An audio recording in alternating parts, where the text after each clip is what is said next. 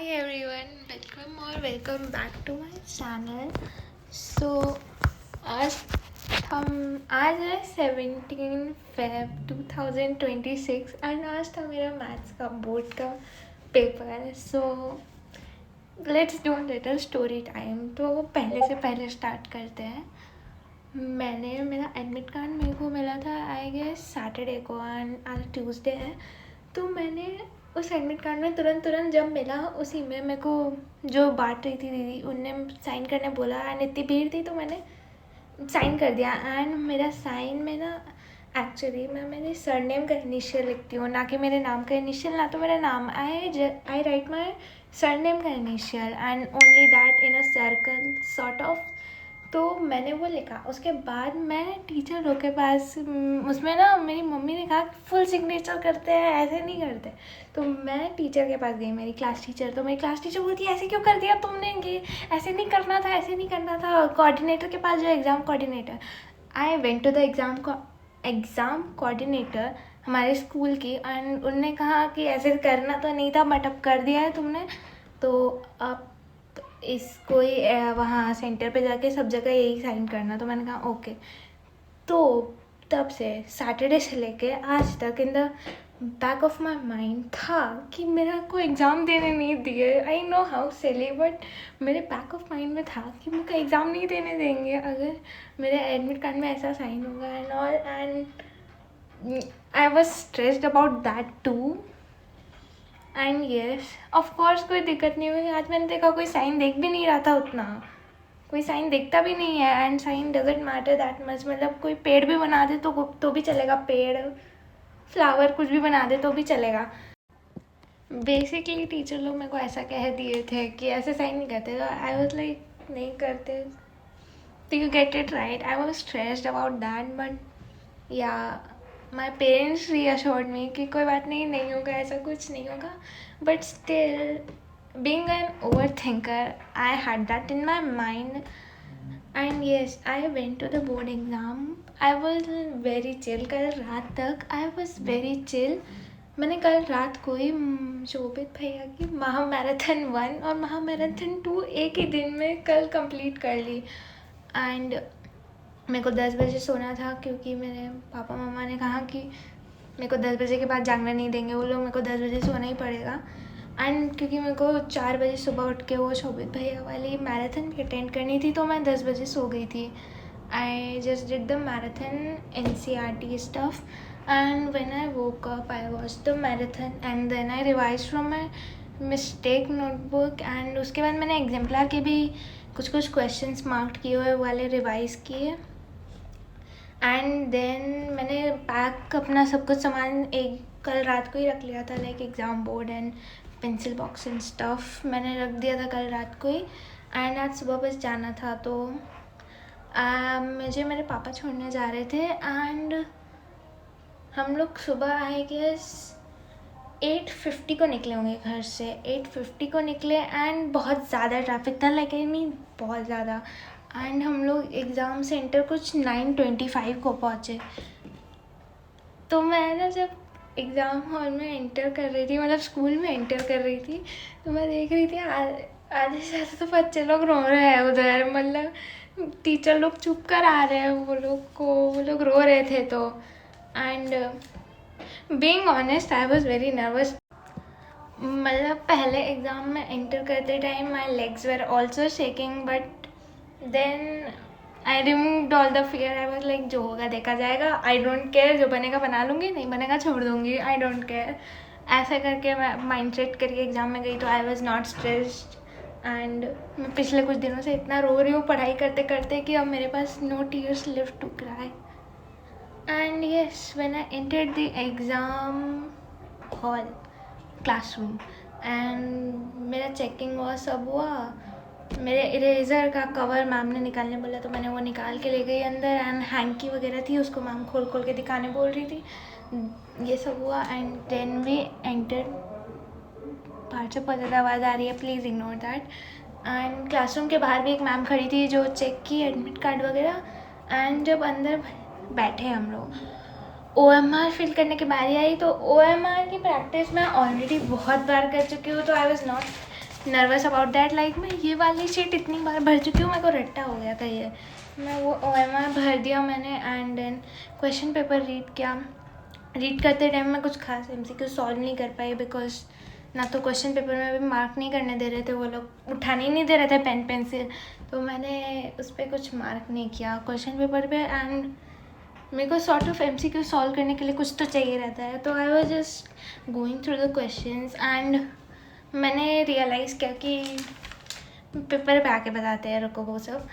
तो वो सब हुआ एंड ये साइन वाइन करा रहे थे उधर, पेपर स्टार्ट हुआ and then I started from section E। पहले मैं सेट दिखा देती हूँ। My set was set 2 30/4/2 set 2 all India. So first of all मैंने पेपर ना पीछे से स्टार्ट किया which was section E and case based I would say, like let me actually reverse the camera. मैंने section E से attempt किया था, तो सेक्शन E वाली केस स्टडी AP की was very easy and coordinate की भी वॉज क्वाइट इजी, बट ये वाली case study was a bit hard for me and मैंने इसमें कुछ भी करके आ गई हूँ। मतलब मेरे को नहीं पता मेरे को इसमें कितने मार्क्स मिलने वाले हैं, मतलब मैं करके सारे क्वेश्चन आई हूँ, but I have no idea वो सही भी है कि नहीं। तो हाँ, ये वाली केस स्टडी में थोड़ा है मेरे को डाउट एंड हाँ। और उसके बाद मैंने सेक्शन D अटैम्प्ट किया था।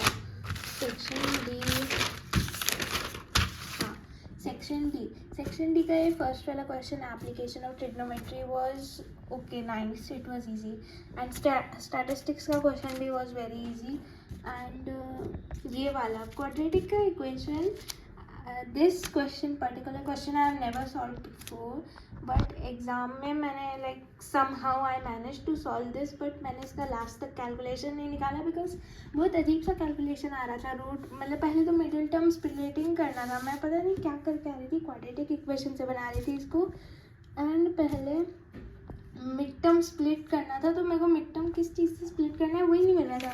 फिर मैंने फाइनली क्वाड्रेटिक वाला फॉर्मूला लगाया, बट उसमें रूट आ रहा था, वो सब कैलकुलेशन मेरे को बिल्कुल करने का मन नहीं था, इतना टाइम भी नहीं था। तो यस, आई गेस मेरे को इसमें 1 या 2 मार्क्स मिलने चाहिए, I guess. Let's see, examiner पे डिपेंड करता है वो मेरे को कितने दे। एंड ये वाला क्वेश्चन, यस ये वाला क्वेश्चन मैंने MN की लेंथ निकाली, बट वो अजीब सी आई है, तो आई एम नॉट श्योर वो कैसी, वो सही है कि नहीं, बट हाँ मैंने MN की लेंथ निकाली, TV की भी लेंथ निकाली, 3 मार्क्स हो गए एंड ये नेम द क्वाड्रिलेटरल भी किया मैंने एंड ये is MN parallel to PA मैंने नहीं किया 1 मार्क्स का, तो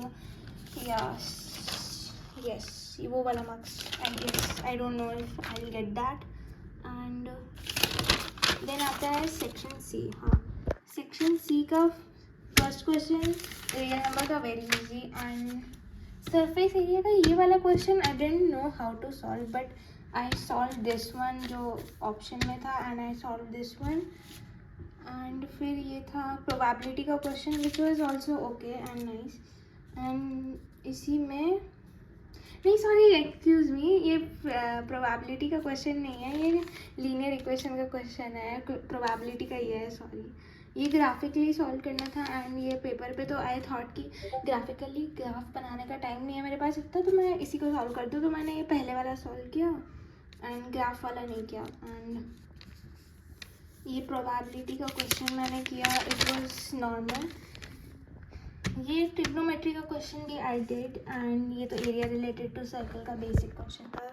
तो section C was quite okay for me, I would say nice, I did all the questions. And section B was also very easy, I would say। ये इसमें prove वाला question जो है, हाँ ये जो प्रूव वाला क्वेश्चन है तो सबको ही आता है, वेरी बेसिक रियल नंबर वाला, ट्रायंगल का NCERT का है ये क्वेश्चन, आई गेस ये भी बहुत इजी है। एंड ये 23 नंबर क्वेश्चन ये मैंने किया था because I solved a question like this last night only and इसमें फार्मूला लग रहा था a+b+c के होल स्क्वायर का फार्मूला, जो कि 9th का है। एंड अगर मैं ऐसा क्वेश्चन रात को सॉल्व नहीं करती तो I would have no idea कि वो फार्मूला लग रहा होता है। तो very grateful I solve that question last night. I was able to do this. And polynomial का again very basic question. Trigonometry का ये दोनों question was also easy. I did the first one and yes, moving on to section 8।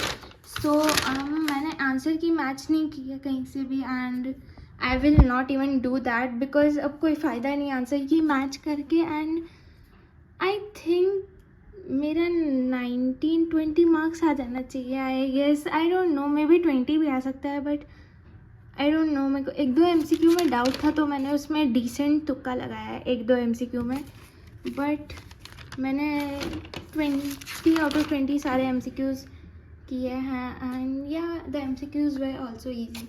So that's pretty much it. Okay, so that was pretty much it for today's video, and I hope your maths paper went really well. And also, I do not know my marks in MCQ. I would like to believe I got 20 out of 20 to stay motivated for the upcoming exams. And yes, I'll not be checking any sort of marking scheme or anything like that. And yes, best of luck for the upcoming exams. Bye bye.